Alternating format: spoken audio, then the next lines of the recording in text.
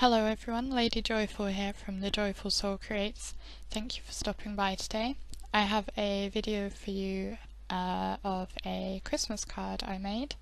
This is my very first guest design post for Merry Monday. I'm joining them as a guest designer for the rest of the year. And the prompt for this week's challenge is to create a Christmas card, of course, with the word joy on it. So I am using this Father Christmas stamp from the Art Impressions Merriest Christmas stamp set, which is one of my absolute favourite stamp sets. I stamped him down along with a sentiment from Fawn's Merry Messages. I'm afraid I'm slightly out of frame at the moment, but you'll be able to see it later. I then decided I wanted to add a bit more interest by adding some other stamps into the background. These stamps are from Panduro Hobby's A6 frames, and there's two sides of these wreaths, I guess you would call them, and they say Joyful Christmas, so it's just adding a bit more joy to the card. And I am heat embossing these with Wow's Cloud9 embossing powder, which is a silvery glitter embossing powder. The glitter kind of got everywhere and was separating out from the embossing powder, so I kept having to brush that off with my brush. So I stamped the larger ring 3 times and then heat set that, and then I'll go back in with the smaller ring, which again says Joyful Christmas but just in a smaller size, and I'll stamp that in a few other places. Again, I'm masking off because I don't want it to go over my image.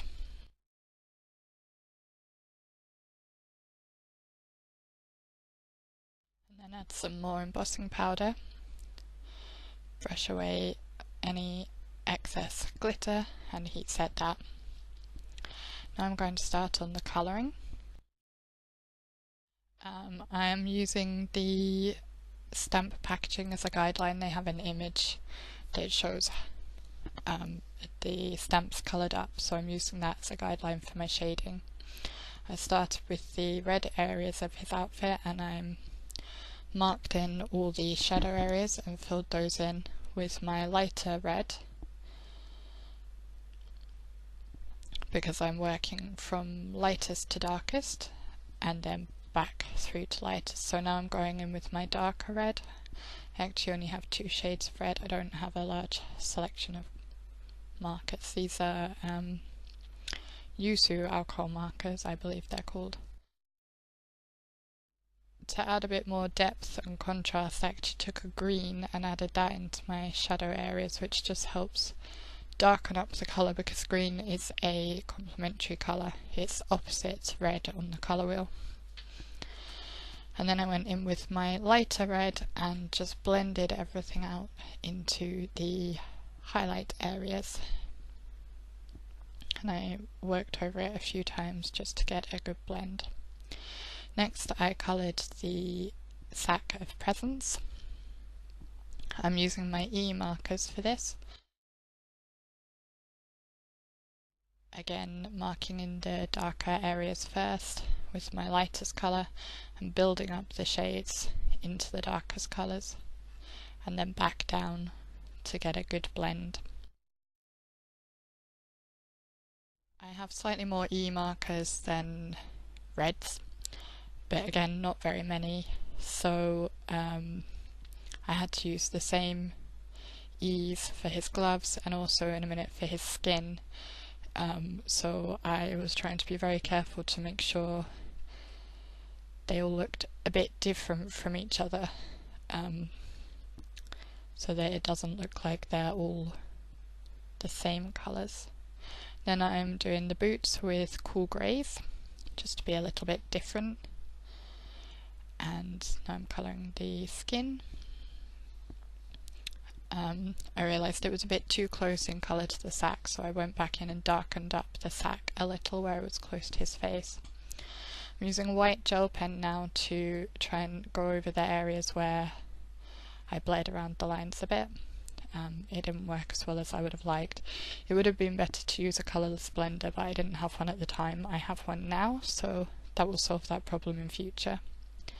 Now I'm colouring in the presents. I'm using blue greens, and for the other present I'll use blue. My marker selection happens to have a lot of blues and blue greens. I think about a quarter of my pens are blues and blue greens, which is quite a lot considering.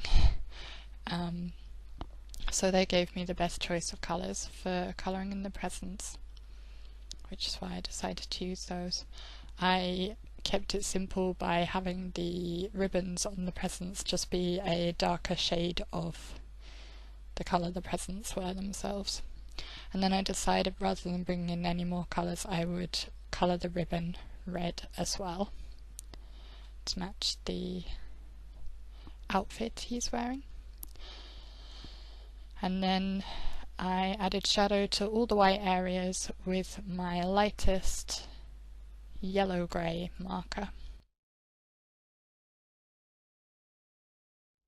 All around his beard and the trim on his suit and hat.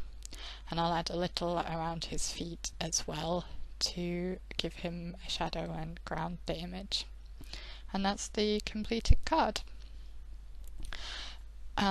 If you'd like to play with the Merry Monday challenge, there's a link below to the challenge post. There's also a link to my blog post where you can find links to the products used. Thank you for watching. If you liked the video, there's the like button down below. I'll see you next time. Bye!